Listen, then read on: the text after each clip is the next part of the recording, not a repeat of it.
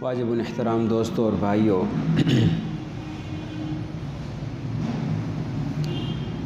قرآن کریم نے نکاح کے بارے میں، شادی کے بارے میں ایک بنیادی حقیقت کو بڑے دلچسپ انداز میں بیان کیا ہے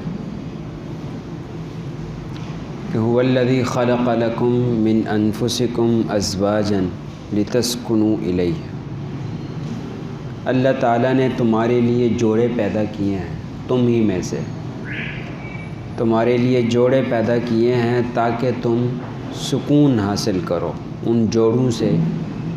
اپنے جوڑے سے سکون حاصل کرو۔ یعنی کہ شادی اور نکاح کا ایک بنیادی مقصد زندگی بھر کے لیے راحت اور سکون کا حصول ہے۔ اگر کسی کی شادی شدہ زندگی میں سکون اور راحت نہیں ہے تو اس کا مطلب یہ ہے کہ نکاح کے بنیادی مقصد سے وہ محروم ہے۔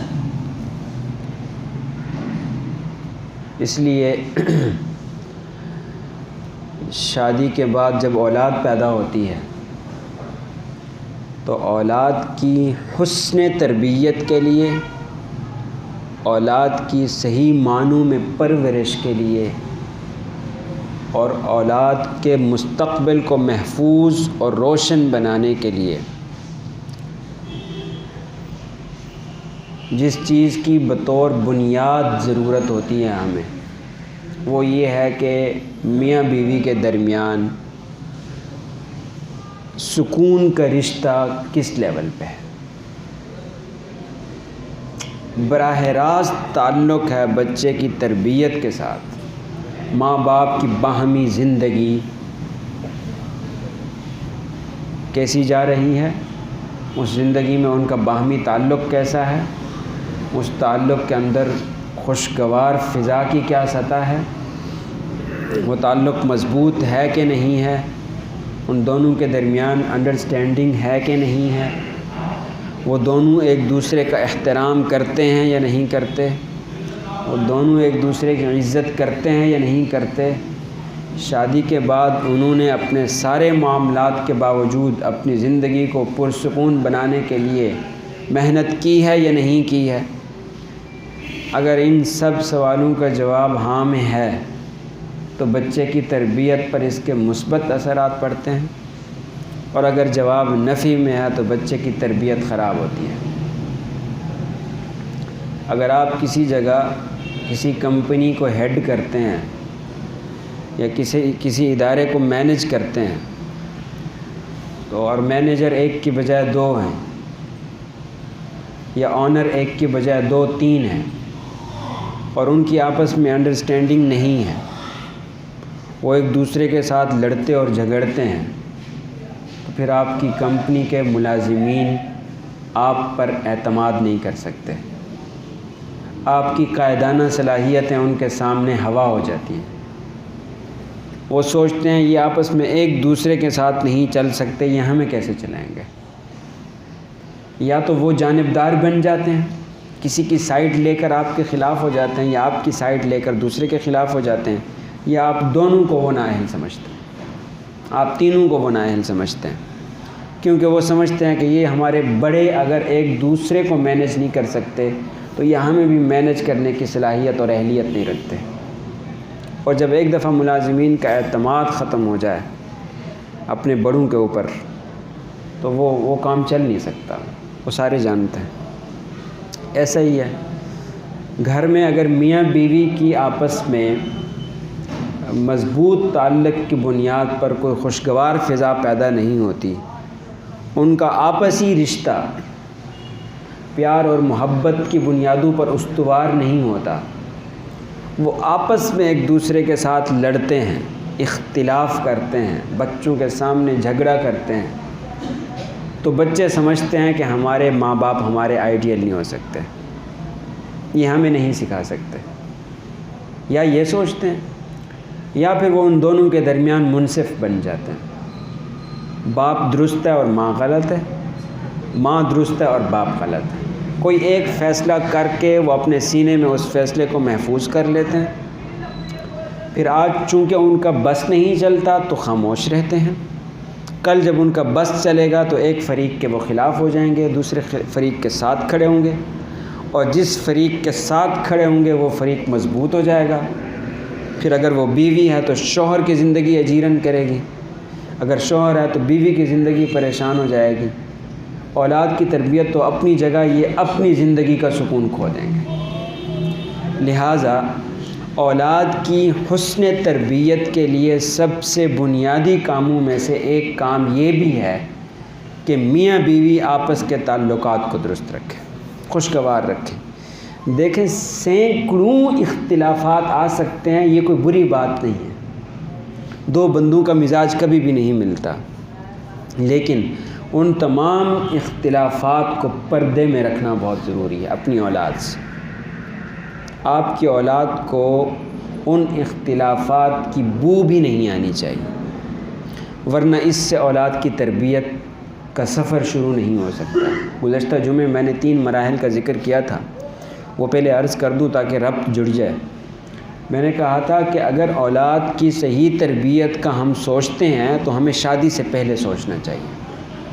اور ظاہر ہے کہ یہ ہمارے بڑوں کو سوچنا ہوتا ہے، ہمارے بزرگوں کو سوچنا ہوتا ہے کہ ہم اپنی اگلی نسل کے لیے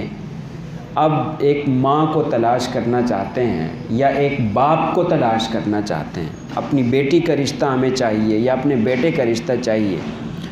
اگر ہماری بیٹی ہے تو ہمیں اپنی اولاد کی تربیت کے لیے ایک شفیق،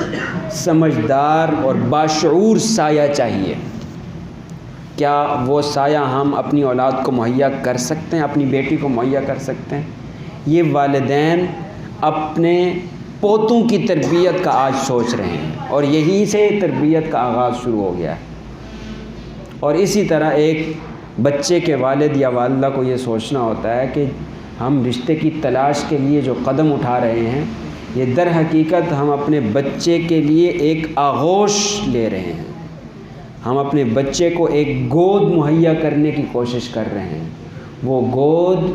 وہ آغوش کیسی ہونی چاہیے، اس کے اندر صالحیت کتنی ہونی چاہیے، اس کے اندر شعور کتنا ہونا چاہیے، اس کے اندر ذمہ داری کا احساس کتنا ہونا چاہیے، یہ سب باتیں اس وقت دیکھنے کی۔ دوسرے مرحلے میں میں نے عرض کیا تھا کہ جب اچھی جگہ رشتہ ہو جاتا ہے تو رشتہ ہو جانے کے بعد اب اولاد کی تربیت کا دوسرا مرحلہ شروع ہوتا ہے کہ جب اولاد پیدا ہو جائے گی، اولاد کے پیدا ہونے کے بعد اولاد کو جو کچھ ہم سکھانا چاہتے ہیں، کیا وہ ہمارے اندر پیدا ہوا ہے کہ نہیں ہوا؟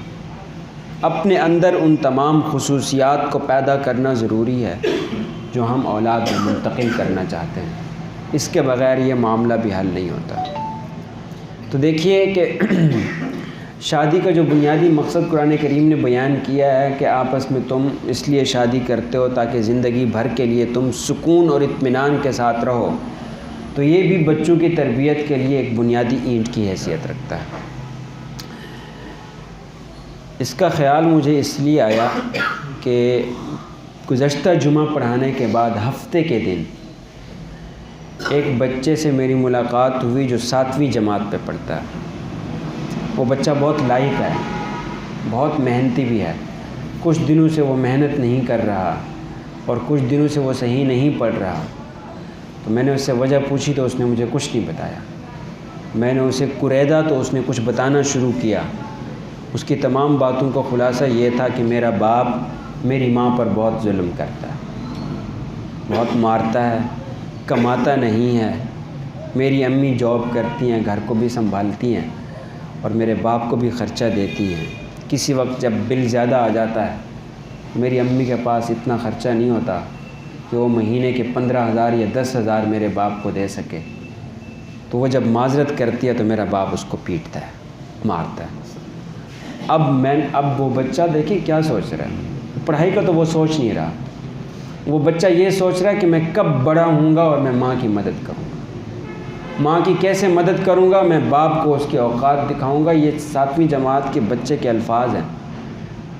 میں نے اس کو کہا کہ بیٹا والدین کا احترام کرتے ہیں، چاہے وہ ماں ہو یا باپ ہو،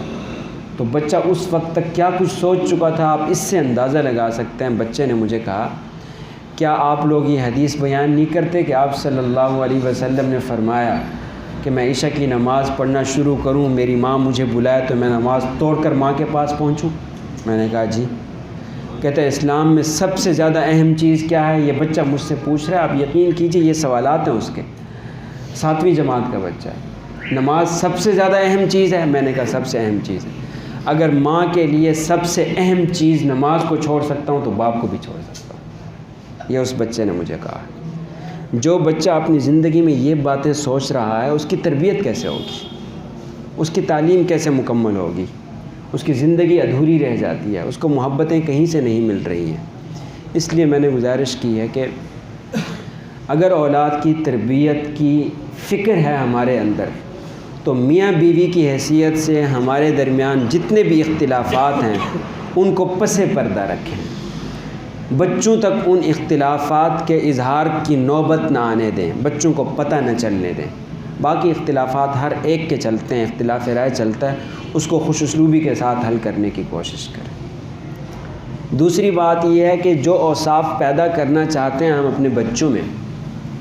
ان اوصاف کے پیدا کرنے کے لیے ایک چیز بنیادی طور پر بہت ضروری اور بنیادی اینٹ کی حیثیت رکھتی ہے، یہ مسلمان کی حیثیت سے، شاید ہر انسان کے لیے یہ بات نہ ہو۔ اس دور کا سب سے بڑا جو چیلنج ہے ہماری نسل کے لیے، سب سے بڑا چیلنج وہ یہ ہے کہ ہماری نسل کا ایمان ہر جہت سے خطرے میں ہے۔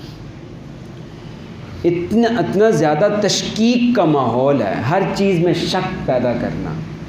پتہ نہیں مرنے کے بعد قبر کا عذاب ہوگا یا نہیں ہوگا، پتہ نہیں یہ پل صراط کی بات کرتے ہیں یہ بھی حقیقت ہے یا نہیں، میزان ہوگا، اعمال تلیں گے، پھر جنت ہوگی، پھر جہنم ہوگی، معلوم نہیں سچ کہتے ہیں یا جھوٹ کہتے ہیں۔ یہ چیز اسکولوں میں باقاعدہ ڈسکس ہو رہی ہے۔ او لیولز کی ایک کتاب میں، اسلامیات کی کتاب میں خود میرے سامنے یہ سوال آیا ہے، جب ایک بچے نے پوچھا، ان کو کہا گیا کہ آپ صلی اللہ علیہ وسلم کی 9 بیویاں تھیں، تو آپ اس کے اوپر اظہار خیال کریں 9 بیویاں رکھنا کیسا ہے؟ یہ پاکستان کے ایک اسلامک اسکول میں او لیولز کا نصاب تو ظاہر ہے ہمارا پرائیویٹ تو ہوتا نہیں، کیمبرج سے آتا ہے، تو پھر وہ جیسا ہوتا ہے ویسے ہمیں پڑھنا پڑتا ہے۔ اسلامیات کی کتاب میں اس طرح کے سوالات، یہ آج سے 1.5 سال پہلے کی بات ہے۔ تو ہماری اولاد اور ہماری نسل کا جو ایمان ہے وہ حملوں کی زد میں ہے، اور وہ حملے تعلیمی میدان کی طرف سے بھی آ رہے ہیں، وہ حملے میڈیا کی طرف سے بھی آ رہے ہیں، وہ حملے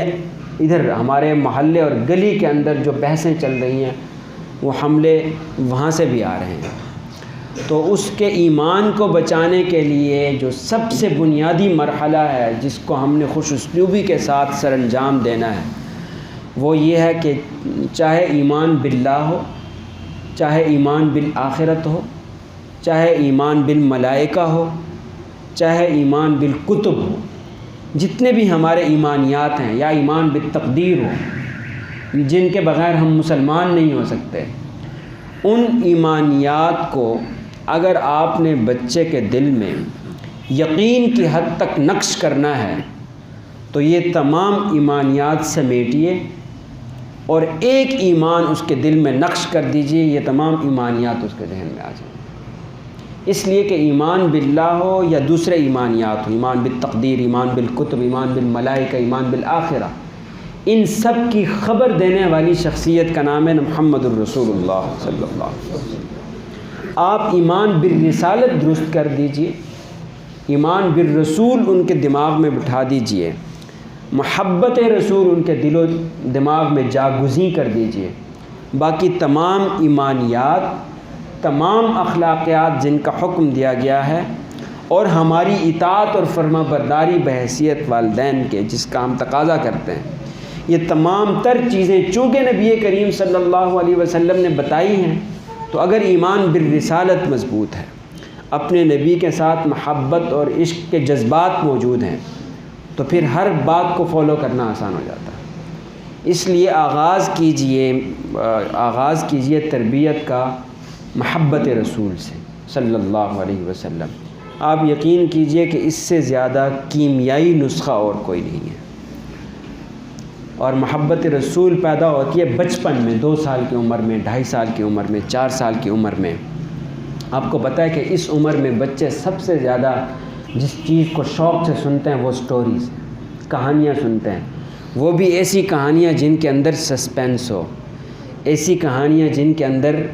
بہت عجیب عجیب واقعات ہوں، ایسی کہانیاں جو بظاہر ناممکن لگتی ہوں۔ بچوں کو ایسی کہانیوں کے ساتھ بڑا لگاؤ ہے۔ یہ کہانیوں کی جو چھوٹی چھوٹی بکس ملتی ہیں عام جگہوں پر، وہ ساری کی ساری سسپینسفل ہوتی ہیں۔ ان کے اندر تجسس ہی تجسس ہوتا ہے، ان کے اندر مہمات ہی مہمات ہوتی ہیں۔ ایک مہم ختم نہیں ہوتی، دوسری مہم شروع ہو جاتی ہے۔ آج کل کی ویڈیو گیمز میں بھی یہی ہے، ایک لیول کے بعد دوسرا، دوسرے کے بعد تیسرا، جتنا کمپلیکیٹڈ لیول ہوگا بچہ اس میں زیادہ دلچسپی لیتا ہے۔ تو آپ صلی اللہ علیہ وسلم کی زندگی کے جتنے بھی معجزات ہیں وہ سارے کے سارے سسپینسفل ہیں، وہ سارے کے سارے تجسس بھرے ہیں، وہ سارے کے سارے تعجب آمیز ہیں۔ آپ ایک معجزہ سنائیں گے تو بچے اصرار کے ساتھ دوسرا معجزہ سننے کے لیے دوزانو ہو کر اگلی رات بیٹھ جائیں گے۔ معجزات رسول صلی اللہ علیہ وسلم بالترتیب ان کو سنانا شروع کریں۔ آپ سوچئے کہ 2.5 سال 3 سال کے بچے کو جب آپ سناتے ہیں کہ ہمارے ایک نبی ہیں حضرت محمد صلی اللہ علیہ وسلم، وہ ایک رات مکہ سے سفر کر کے مسجد اقصی پہنچ گئے تھے، پھر آپ ان کو فاصلہ بھی بتاتے ہیں کہ یہ فاصلہ کتنا طویل تھا، اور یہ آپ صلی اللہ علیہ وسلم نے رات کے ایک چھوٹے سے حصے میں طے کیا۔ پھر آپ ان کو بتاتے ہیں کہ وہاں سے ہمارے نبی صلی اللہ علیہ وسلم پہلے آسمان پر گئے، پھر دوسرے پر چلے گئے، پھر آپ بتاتے ہیں کہ 7 آسمان ہیں اوپر تلے، ایک آسمان کو کراس کر کے دوسرے پر پہنچے، دوسرے کو کراس کیا تیسرے پہ پہنچے۔ اس دوران وہ ملاقاتیں کرتے رہے، پہلے آسمان پر کہاں کس سے ملاقات کیا، دوسرے پر کس سے ملاقات کیا، پھر آسمانوں کی سیر کیا تو اللہ پاک نے ان کو جنت جہنم کی سیر بھی کروائی ہے، مناظر دکھائے ہیں۔ اس میں ایک منظر یہ تھا کہ فلاں کو فلاں عذاب ہو رہا تھا، فلاں کو فلاں عذاب ہو رہا تھا۔ اب دیکھیے کہ ان کہانیوں میں، ان واقعات میں اور ان معجزات میں کتنا تجسس ہے، دلچسپی کا کتنا سامان ہے ایک بچے کے لیے۔ کہنے کا مطلب یہ ہے کہ بچہ ان کہانیوں سے کبھی بور نہیں ہو سکتا۔ دوسرا اس کا فائدہ یہ ہے کہ یہ کہانیاں مسلسل سننے کے بعد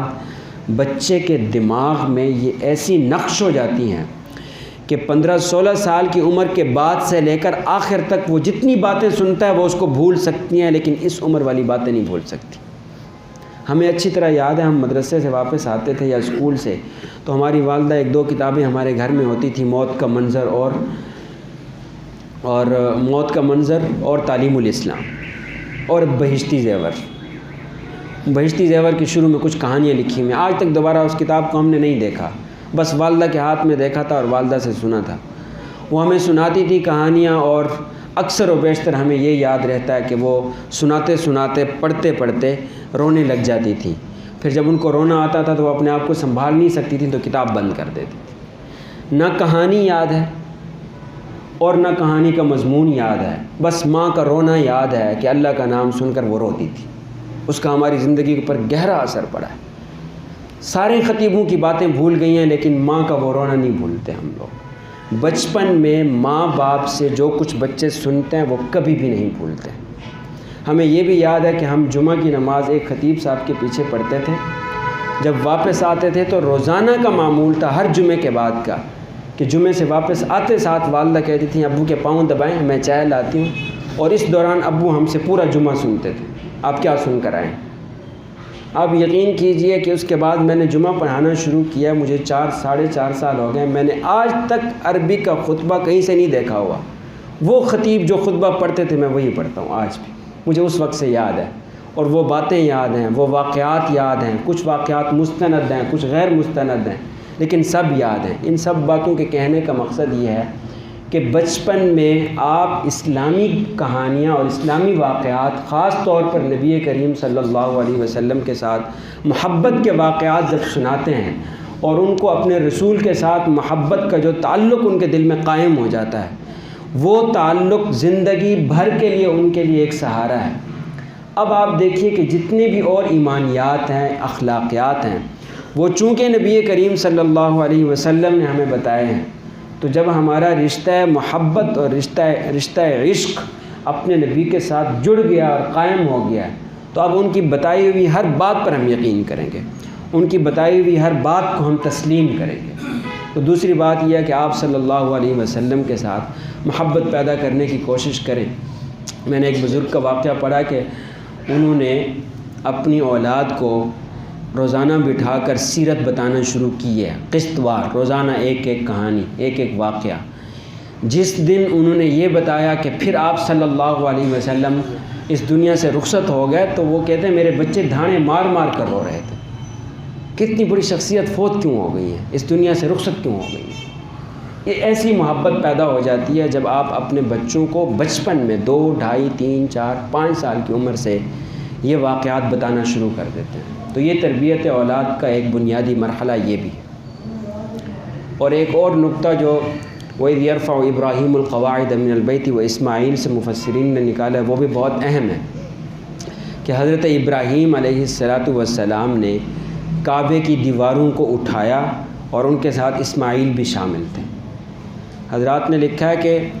اس سے تربیت اولاد کا ایک اہم نقطہ وجود میں آتا ہے، اگر کوئی غور و فکر کرے تو بچوں کو صرف بتانے سے، کہنے سے، سنانے سے اور واضح و نصیحت کرنے سے تربیت کامل نہیں ہوتی، بلکہ اچھے اور بہترین اور دینی کاموں میں ان کو انوالو کرنا اپنے ساتھ یہ بہت ضروری ہے۔ جب آپ خود کر رہے ہیں تو آپ کے بچے بھی آپ کے ساتھ شریک ہو جائیں، وہ بھی آپ کا ہاتھ بٹائیں، وہ بھی آپ کے ساتھ وہ 2-4 کام آپ کے ساتھ وہ بھی کروائیں، اپنا حصہ وہ بھی ڈالیں۔ جب وہ بھی آپ کے ساتھ مل کر کوئی دینی کام کرتے ہیں، وہ بھی آپ کے ساتھ مل کر کوئی اچھا اور عمل صالح کرتے ہیں، تو پھر زیادہ ان کے دل و دماغ پر ان کی تربیت کے نقوش زیادہ اثر چھوڑتے ہیں، بجائے اس کے کہ آپ صرف ان کو بتانا شروع کریں اور جب کرنے کی باری آئے تو آپ کہیں کہ آپ ابھی چھوٹے ہیں۔ تو ان کو دینی لحاظ سے چھوٹا مت سمجھیے۔ یہی وجہ ہے کہ آپ صلی اللہ علیہ وسلم نے فرمایا کہ ان کو مسجد ساتھ لے کے جائیں، ان کو نماز پڑھانے کے لیے ساتھ لے کے جائیں، آپ پڑھیں تو وہ بھی پڑھیں۔ ان کو اللہ اکبر نہیں بھی آتا تو وہ بھی آپ کے ساتھ، آپ نے دیکھا ہوگا ماؤں کے ساتھ بچے گھر میں اوپر نیچے ہونا شروع ہو جاتے ہیں، وہ ماں باپ سے اتنا سیکھ رہے ہوتے ہیں۔ تو بہرحال جو چیز ہم ان کے اندر پیدا کرنا چاہتے ہیں، وہ چیز ان کے اندر پیدا کرنے کے لیے ان کو اپنے ساتھ شریک رکھنا بہت ضروری ہے۔ جب ہم شریک رکھتے ہیں تو بچے سیکھنا شروع کر دیتے ہیں، اور جب انہوں نے شریک کیا اپنے بچے کو اپنے ساتھ، تو اس کے بعد اس پر بھی اکتفا نہیں کیا۔ حضرت ابراہیم علیہ السلام نے اس کے بعد دعا مانگی ہے، ربنا وجعلنا مسلمین لک ومن ذریتنا امۃ مسلمۃ لک۔ یا اللہ مجھے، یا ہمیں، اسماعیل کو اور مجھے، ہمیں اپنا فرما بردار بنائے رکھ اور ہماری اگلی نسل کو بھی اپنا فرما بردار بنائے رکھ۔ یعنی صرف محنت سے بھی کام نہیں چلتا، پھر محنت کرنے کے بعد دعا بھی کرنا پڑتی ہے کہ یا اللہ میں نے اپنی محنت بہت کر لی ہے اولاد کی تربیت کرنے کے لیے، اس کو سکھانے کے لیے، اب اگلی اور آخری ہدایت آپ کے ہاتھ میں ہے۔ انجام کار کے لحاظ سے یہ بچہ ہدایت پہ چلتا ہے یا نہیں چلتا، یہ آپ کے ہاتھ میں ہے۔ یا اللہ آپ میری مدد کیجئے، مجھے بھی اپنے فرما برداروں میں شامل رکھیے اور میری اولاد کو بھی شامل رکھیے۔ تو یہ دعا بھی بہت ضروری ہے اپنی اولاد کے لیے۔ اللہ نے اچھے اور نیک بندوں کی خصوصیات میں اس بات کو ذکر کیا ہے کہ وہ راتوں کو اٹھ اٹھ کر اللہ سے دعا مانگتے ہیں کہ یا اللہ ہماری اولاد کو ہماری آنکھوں کی ٹھنڈک بنائیے اور پرہیزگاروں کا پیشوا اور امام بنائیے۔ تو اولاد کے لیے دعا کے بغیر بھی تربیت کا مرحلہ اپنے انجام کو نہیں پہنچ سکتا۔ وآخر دعوانا